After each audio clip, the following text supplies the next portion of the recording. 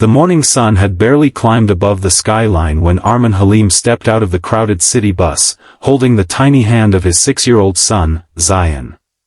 His faded blue shirt was neatly pressed despite its age, and the worn backpack on his shoulder carried everything they owned for the day. Zion smiled as if the world had never disappointed him, but Armin's tired eyes revealed years of sacrifices that no child should ever have to witness.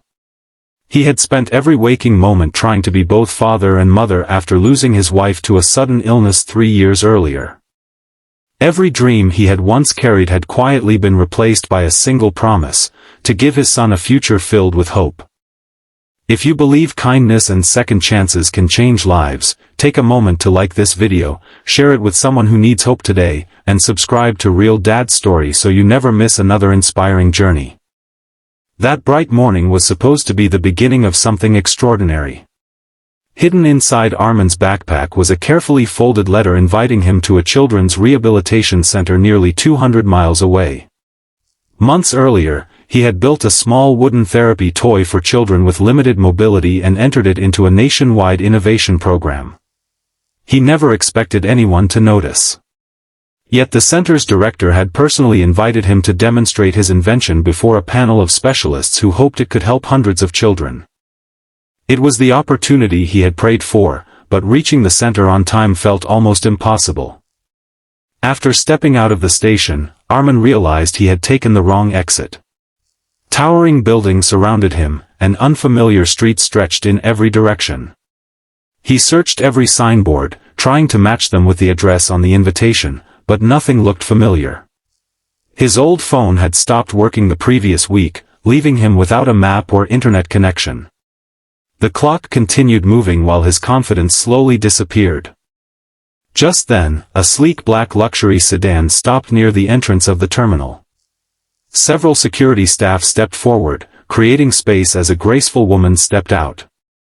She wore a simple ivory business suit instead of expensive designer clothing, yet everything about her reflected quiet confidence. Her name was Serena Ashcroft, one of the youngest self-made billionaires in the country. She was on her way to the airport to catch an international flight where she would finalize one of the largest charitable investment projects of her career. Most people around her immediately recognized her face from magazines and business interviews.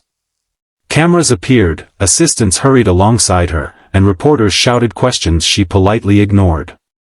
Serena had grown accustomed to wealth, success, and constant attention, but she had also learned that genuine human moments often disappeared behind luxury. Armin hesitated. He disliked asking strangers for help, especially someone surrounded by security guards. Yet time was slipping away. Taking a deep breath, he walked forward respectfully, keeping Zion close beside him. He simply asked if she could point him toward the rehabilitation center mentioned in the letter. He wasn't asking for money, a ride, or any favor beyond directions. It was a humble request from a father desperate not to lose the only opportunity that could change his family's future. Serena barely glanced at the address at first. Then her eyes suddenly stopped. She looked again, reading every word carefully. The rehabilitation center wasn't just another destination. It had been founded years earlier by her late younger sister, whose dream had always been to create a place where children with disabilities could receive care regardless of their parents' income. After her sister passed away unexpectedly, Serena had quietly funded the center while rarely speaking about it publicly. Curious, she asked why he was going there. Armin explained that he had designed a simple wooden therapy device using recycled materials because he could never afford expensive medical equipment. He hoped his design would help children exercise their hands through play. He admitted he almost stayed home because he could barely afford the bus ticket, but his son had convinced him not to give up. As Serena listened, memories she had buried for years resurfaced. Her sister had often said that the greatest ideas rarely came from wealthy laboratories. They came from ordinary people who understood pain firsthand. She looked down at little Zion, who stood patiently holding a tiny toy airplane made from popsicle sticks. The child smiled shyly. Something inside Serena shifted. Her assistant reminded her that traffic to the airport was already heavy. If they didn't leave immediately, missing the international flight was almost certain. The meeting. She closed the folder containing her travel documents and instructed her assistant to cancel the flight. The security team froze. Her executives exchanged confused looks.